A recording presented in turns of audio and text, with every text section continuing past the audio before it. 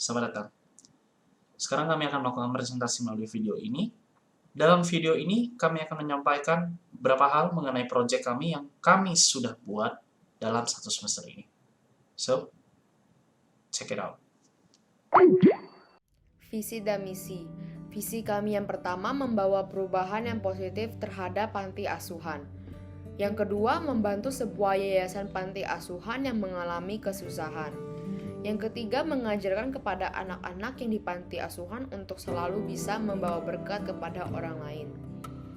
Misi kami yang pertama melakukan penjualan berupa kartu ucapan. Yang kedua, melakukan kerjasama dengan tim. Yang ketiga, memberikan bantuan berupa printer kepada panti asuhan Asih Lestari. Berikut struktur organisasi kami. Pembagian tugas kelompok kami: Marcella sebagai ketua kelompok, Pierre Yehezkiel sebagai wakil ketua kelompok, Nicholas Peter sebagai sekretaris, Josephine Alessia sebagai bendahara 1, Clarissa Atalia sebagai bendahara 2. Landasan Alkitabiah yang mencerminkan proyek pelayanan untuk sesama ini. Ayat Alkitab yang kami ambil sebagai landasan dari proyek ini adalah Roma 15 ayat 1 yang berbunyi demikian. Kita yang kuat wajib menanggung kelemahan orang yang tidak kuat, dan jangan kita mencari kesenangan kita sendiri. Ini sama saja diartikan dengan kita sebagai orang yang lebih diberkati, yaitu kita lebih mampu kiranya bersedia menolong orang yang berkekurangan. Jangan memfokuskan hidup hanya untuk mencari kesenangan pribadi sendiri, melainkan kita harus lebih peka terhadap sekitar kita dan selalu siap sedia untuk membantu mereka yang membutuhkan. Oke, saya Pierre dan saya akan lanjut dalam nomor 2, strategi dan pencarian dana.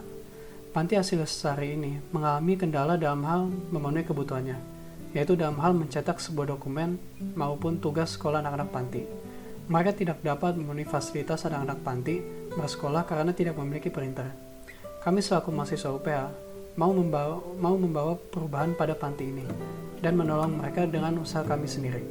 Untuk itu, kami berusaha mencari dana dengan menjual kartu ucapan yang diproduksi oleh Yayasan Duta Sia yang merupakan panti lainnya. Sehingga dalam proyek ini, kami dapat membantu 2 panti dalam waktu yang bersamaan. Budget yang kami butuh disesuaikan dengan kebutuhan panti itu sendiri. Dan strategi yang kami gunakan untuk pencarian dana adalah memasarkan kartu ini di sosial media dan beberapa kali reach out melalui private chat serta melobi mereka dengan mengajak mereka untuk mengambil bagian dalam pelayanan kasih ini. Berikutnya, kendala, strategi, dan mengatasi. Kendala pencarian dana, kami mengalami kesulitan dalam menjual kartu karena kurangnya peminat dari kartu tersebut. Kendala ini adalah kami tidak dapat berinteraksi secara langsung dengan penjual sehingga sedikit sulit untuk persuade mereka. Berikutnya, strategi kelompok. Untuk mengatasi masalah di atas, kami mencoba untuk memanfaatkan sosial media dengan reach out melalui private chat satu persatu. Kesannya seakan membujuk mereka untuk berpartisipasi dalam pelayanan ini dan menjelaskan lebih detail mengenai proyek kita dan alokasi dana hasil penjualan ini. Berikutnya, mengatasi kendala. Kami menggunakan strategi di atas, yaitu private chat orang, coba memujuk mereka dan menjelaskan lebih detail tentang proyek ini. Pada akhirnya memang banyak yang tersentuh dan berbesar hati membeli kartu untuk membantu kedua panti ini. Keempat, kunci keberhasilan tim. Niat, ketekunan, komunikasi, dan kerjasama. Niat, namun sesuatu tidak akan tercapai tanpa adanya ketekunan. Kemudian kerjasama tidak akan terjalin tanpa adanya komunikasi. Maka 4 hal itu yang menjadi kesuksesan tim kami. Ya, berdasarkan apa yang kami analisis dari kinerja kelompok kami sejauh ini, kami dapat menyimpulkan bahwa kinerja kelompok kami itu berada dalam stage 3 atau kuadran 3, yaitu dimana pengikut itu punya kompetensi yang tinggi dan memiliki komitmen yang sedang ke tinggi. Artinya apa? Artinya bahwa walaupun kami bisa melakukan segala tugas dengan baik, kami dapat menyelesaikan dengan baik, membuat satu keputusan yang baik, tapi dalam pembuatan keputusan itu kami masih sering ragu tentang membuat keputusan, sehingga membutuhkan waktu yang cukup lama untuk dapat menghasilkan suatu keputusan.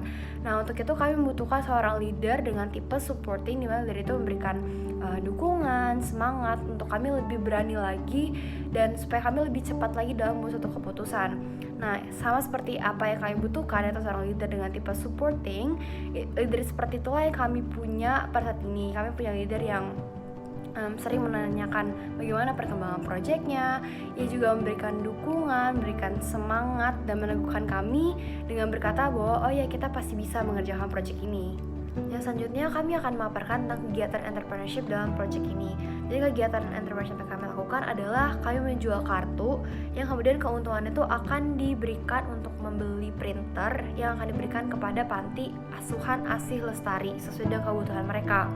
Nah, kami melakukan analisis peluang dari penjualan kartu ini dan memperhitungkan serta mempertimbangkan modal dan keuntungan yang akan kami dapatkan untuk memenuhi budget pembelian printer ini.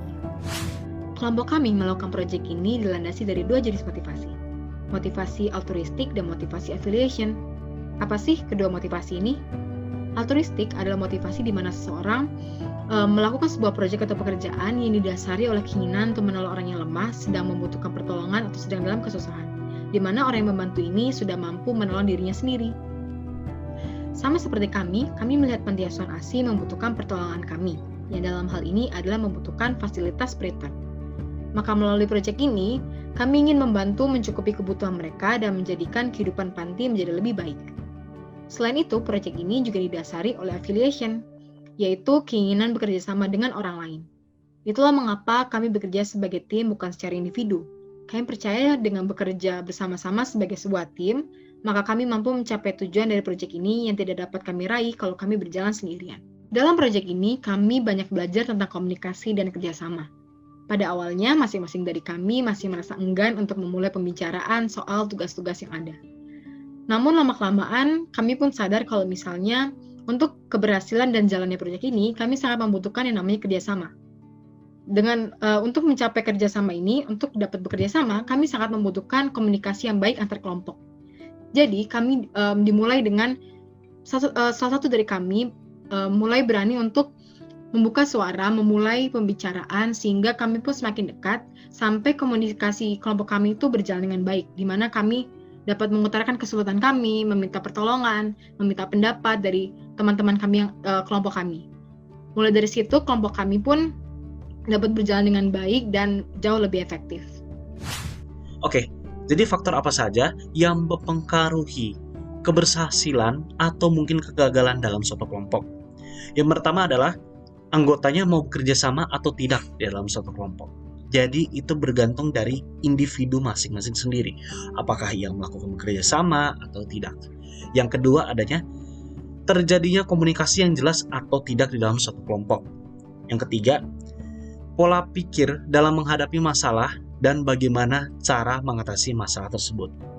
Dan terakhir adalah bagaimana cara kita bisa mengambil keputusan dalam satu kelompok. Apakah kita mengambil keputusan itu benar atau mungkin tidak. Kesimpulan dari video presentasi ini, semua rangkaian proyek ini kami lakukan untuk membawa perubahan lebih baik lagi bagi Panti Asuhan ASih Lestari, yaitu dengan cara memberikan printer, atau kita bisa bilang sesuai dengan kebutuhan dari panti itu sendiri. Semua ini kami lakukan murni dilandaskan dari keinginan kami untuk melayani sesama yang membutuhkan pertolongan. Kami percaya bahwa segala sesuatu tidak ada yang mustahil untuk dicapai, atau bisa dibilang sebagai nothing is impossible to achieve. Semua itu dapat terjadi bila ada niat untuk mengubah kondisi, ketekunan untuk berusaha, kerjasama tim, dan juga komunikasi yang baik. Memang dalam mengerjakan kelompok ini harus ada beberapa yang harus dikorbankan untuk mencapai target-target tersebut. Contoh, ada tenaga kita, waktu kita, atau mungkin uang, dan bahkan orang-orang di sekitar kita. Saran kami adalah untuk coba peka di lingkungan sekitar kita.